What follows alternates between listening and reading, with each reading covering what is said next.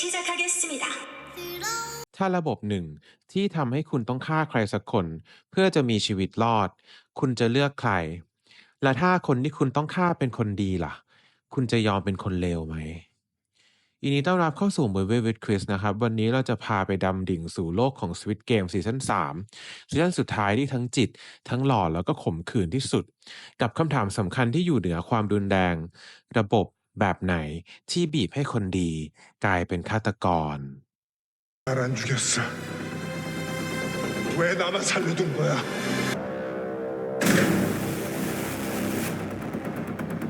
พาร์ทหนึ่งจุดเริ่มต้นเมื่อการล้มระบบกลายเป็นการตอกย้ำว่าระบบมันฆ่าได้จริงๆกีฮุนกลับสู่เกมอีกครั้งพร้อมผู้เล่นอีก59คนที่ดูเหมือนจะไม่มีใครมีความสุขกับชีวิตภายนอก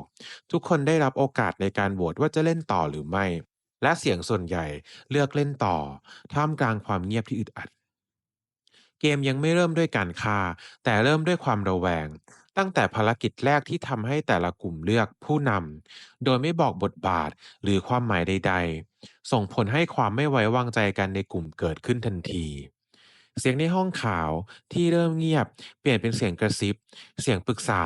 และเสียงแทงข้างหลังกันแบบเบาๆ Squid Game ซีซั่นนี้จึงเริ่มด้วยการไม่มีเลือดแต่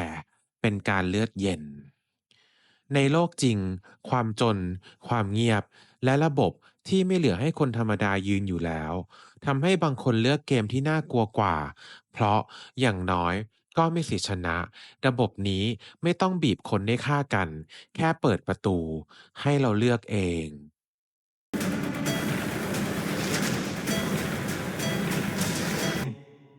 게임하지. 이제 여기서 พาร์ท2 Hide and Seek เกมแรกที่บีบให้คุณเลือกว่าคุณจะเป็นเหยื่อหรือนักล่าเกมแรกคือ Hide and Seek ที่โหดร้ายขึ้นจินตนาการผู้เล่นถูกแบ่งเป็น2ฝ่ายฝ่ายล่าและฝ่ายหนีโดยระบบสุ่มให้แบบไม่มีการเตือนล่วงหน้าฝ่ายล่ามีเวลา15นาทีในการกำจัดฝ่ายหนีให้ได้อย่างน้อย1คนมิเช่นนั้นคนในฝ่ายล่าทั้งหมดจะถูกกำจัดทันทีที่เริ่มเกมความเงียบเริ่มครอบงำไม่มีใครอยากเป็นคนแรกที่ลงมือแต่แรงกดดันจากระบบที่บอกชัดว่าไม่ฆ่าเท่ากับตาย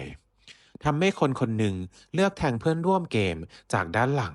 คนที่ไว้ใจเขาที่สุดเลือดหยดแรกเปลี่ยนทุกอย่าง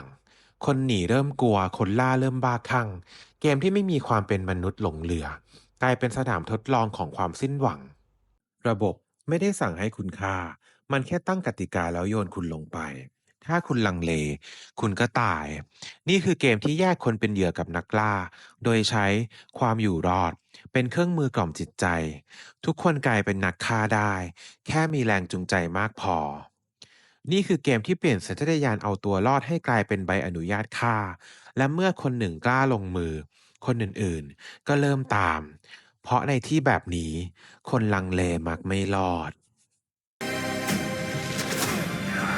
그럼 어떡하겠다는 건데. 내가 도와줄게. พาร์ท3ฮอนจูเสียงเงียบในเงามืดของเกมใน Squid Game ซีซั่น3ฮอนจูหญิงข้ามเพศวัยกลางคนคือหนึ่งในไม่กี่คนที่แสดงความกล้าหาญตั้งแต่เกมแรกเธอเลือกช่วยเหลือหญิงตั้งครรภ์และหญิงชราร่วมทีมแม้จะรู้ว่าเป็นภาระในสายตาคนอื่นระหว่างเกม Hide and Seek ฮอนจูเผชิญหน้ากับฝ่ายล่าตัวต่อตัวเพื่อปกป้องหญิงตั้งครรภ์และหญิงชราที่อยู่ในกลุ่มเดียวกันเธอต่อสู้อย่างกล้าหาญตัวต่อตัวกับชายฝ่ายล่าโดยไม่ลังเลหรือหวาดกลัวเธอยันเขาไว้ได้จนวินาทีสุดท้ายช่วยให้หญิงตั้งครรภ์และหญิงชราหลบหนีได้ทันเข้าไปในห้อง Exit อย่างไรก็ตามในช่วงท้ายของเกมนั้นเองขณะที่ทุกอย่างมันดูเหมือนจะปลอดภัยฮอนจูกลับถูกแทงข้างหลังอย่างไม่ทันตั้งตัวโดยมือที่แทงคือหนึ่งในนักล่าที่เหลืออยู่คนเดียวในพื้นที่นอกเหนือจากฮอนจูหญิงตั้งครรภ์หญิงชราและเพื่อนอีก1 คนทันทีที่เขาหันกลับมาเห็นได้ชัดว่าเขาคือชายที่เป็นพ่อของลูกตั้งครรภ์คนที่ฮอนจูเพิ่งเสี่ยงชีวิตช่วยไว้เขารีบหลบหนีออกจากพื้นที่ทันทีทิ้งไว้เพียงร่างของฮอนจูและความเงียบที่ปกคลุมฮอนจูไม่ใช่ผู้เล่นที่แข็งแกร่งหรือฉลาดที่สุดแต่เธอคือคนที่กล้าทำในสิ่งที่คนอื่นไม่กล้านั่นคือการช่วยเหลือโดยไม่หวังผลตอบแทน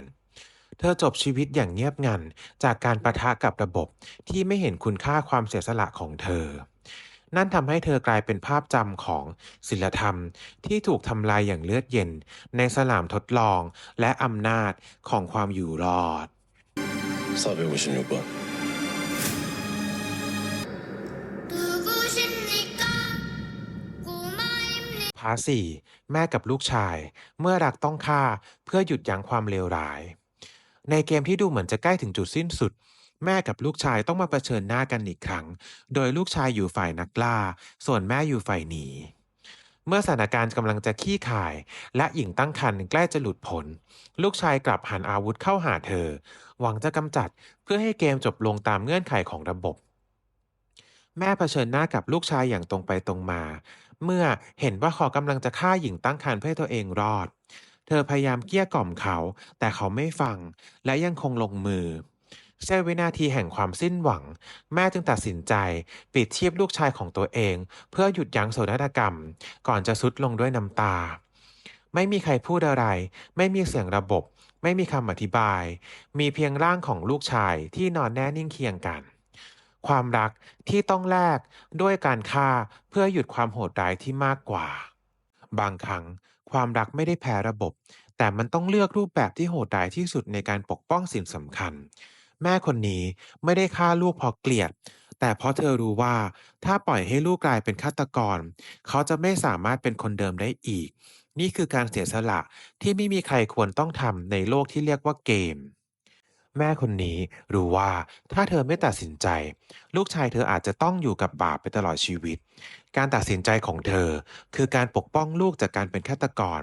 และนั่นคือความรักที่ไม่มีที่ยืนในเกมนี้ 나만 살려둔 거야.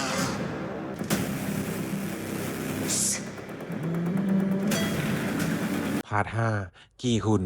เงาของอดีตที่ยังตามหลอกหลอน ในซีซั่นนี้กีฮุนดูเงียบลงอย่างเห็นได้ชัด เขาไม่แสดงบทบาทนำหรือพยายามเปลี่ยนเกมเหมือนซีซั่นก่อนๆ แต่เลือกที่จะสังเกต รับฟัง และอยู่ในเกมอย่างสงบ แม้จะไม่ยอมรับ แต่แววตาและท่าทางของเขาเต็มไปด้วยความเหนื่อยล้าและสำนึกผิด แม้เขาไม่ได้แสดงอาการต่อต้านอย่างชัดเจน แต่ก็ไม่มีฉากที่เขาก้าวร้าว หรือพยายามเอาตัวรอดโดยการเหยียบคนอื่น เขายังคงช่วยเหลือเล็กน้อย เช่น ส่งสัญญาณให้ผู้เล่นอีกคนระวัง หรือยอมเสียสละบางอย่างเล็กๆ เพื่อไม่ให้คนอื่นเจ็บปวด เขาไม่ใช่กีฮุนคนเดิมที่กล้าเผชิญหน้ากับระบบอย่างตรงไปตรงมา แต่คือกีฮุนที่รู้ว่าระบบนี้เปลี่ยนคนให้กลายเป็นอย่างอื่น และเขาพยายามรักษาเศษเสี้ยวของตัวเองไว้ให้ได้ เขาแสดงจุดยืนสุดท้ายในเกมสุดท้าย ด้วยการเสียสละตัวเอง เพื่อให้ทารกในครรภ์ของหญิงตั้งครรภ์ได้มีโอกาสรอด นั่นคือการตัดสินใจที่ไม่ใช่เพื่อชัยชนะของเขาเอง แต่เพื่อชีวิตใหม่ของทารก กีฮุนซีซั่นนี้อาจไม่ใช่วีรบุรุษแบบเหมือนเมื่อก่อน แต่เขาแสดงให้เห็นถึงจุดยืนในแบบตัวเอง เมื่อเขาไม่ได้อยากทำ เขาไม่ได้อยากฆ่า และพยายามหลีกเลี่ยง การเป็นเครื่องมือของระบบจนถึงที่สุด จุดพีคของเขาที่อยู่ในเกมสุดท้ายคือเขาเสียสละตัวเองเพื่อปกป้องทารกในครรภ์ของหญิงตั้งครรภ์ เป็นการตัดสินใจที่ไม่เพียงรักษาความเป็นมนุษย์ไว้ และยังคงส่งต่อโอกาสในการมีชีวิตให้กับผู้ที่ไม่เคยได้เลือกเดินเข้าสู่เกมนี้เลย นี่คือการต่อต้านเงียบๆที่ทรงพลังที่สุดในเรื่อง 뭐 하는 거야? 원인 제발 그만해주세요. พาร์ท 6 หญิงตั้งครรภ์เมื่อความรักกลายเป็นภาระในสายตาระบบ หญิงตั้งครรภ์ที่ผู้เล่นหลายคนพยายามช่วยเหลือมาตลอดเกม ตัดสินใจจบชีวิตตัวเองกลางเกม เพราะไม่อยากเป็นภาระ ก่อนเธอจากไป เธอได้พูดคุยกับกีฮุน ฝากให้เขาช่วยเหลือดูแลลูกของเธอ เธอรู้ตัวดีว่าเป็นภาระในสายตาระบบ และเธอรู้ดี หากเธออยู่ต่อ คนอื่นจะต้องตายแทนเธออีก การตัดสินใจของเธอจึงไม่ใช่แค่ความสิ้นหวัง แต่เป็นการสละตัวเองเพื่อหยุดวงจรเลือดที่ระบบสร้างไว้ ไม่มีเสียงเตือน ไม่มีใครห้าม ไม่มีแม้แต่ระบบที่จะใส่ใจ เกมยังคงเดินหน้าต่อราวกับชีวิตของเธอ ไม่มีค่าอะไรเลย การจากไปของเธอคือคำประกาศเงียบๆว่า ฉันไม่เล่นเกมนี้อีกต่อไป ในโลกที่ไม่มีทางเลือก เธอกลับเลือกสิ่งเดียวที่เหลืออยู่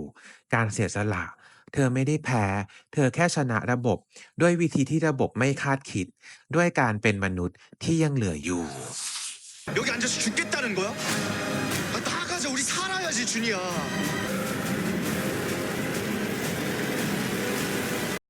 พาร์ท7เด็กคนเดียวที่เหลืออยู่ หลังจากเกมสุดท้าย หญิงตั้งครรภ์ที่ตัดสินใจจบชีวิตตัวเองเพราะไม่อยากเป็นภาระใคร เหลือเพียงทารกที่รอดชีวิตจากความช่วยเหลือของกีฮุน ในรอบสุดท้าย เหลือเพียงกีฮุนกับทารก สิ่งมีชีวิตเดียวที่ยังไร้เดียงสาในสนามประลองที่เต็มไปด้วยเลือด กีฮุนรู้อยู่แล้วว่าจะต้องมีหนึ่งคนที่ถูกกำจัด กีฮุนตัดสินใจไม่ลังเล เขาเดินออกจากเขตปลอดภัย หล่นลงด้านล่าง ยอมรับการถูกกำจัดอย่างเต็มใจ เพื่อให้เด็กคนนั้นได้เป็นผู้ชนะ และได้รับเงินรางวัลทั้งหมด ไม่มีคำพูด ไม่มีการประท้วง มีแค่แววตาแน่วแน่ของผู้ชายคนหนึ่ง ที่เลือกใช้ชีวิตสุดท้ายของเขาเพื่อจุดเริ่มต้นของชีวิตใหม่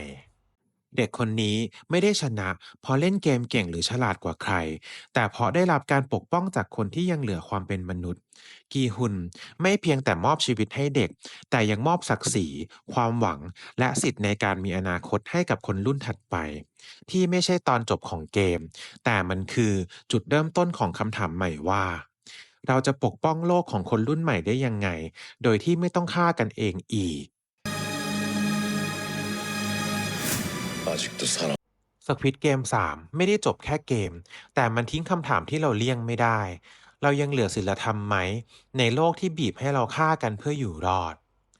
ซีรีส์ไม่ได้สะท้อนความโหดร้ายในเกม แต่ชี้ให้เห็นว่าสังคมจริงอาจน่ากลัวกว่านั้น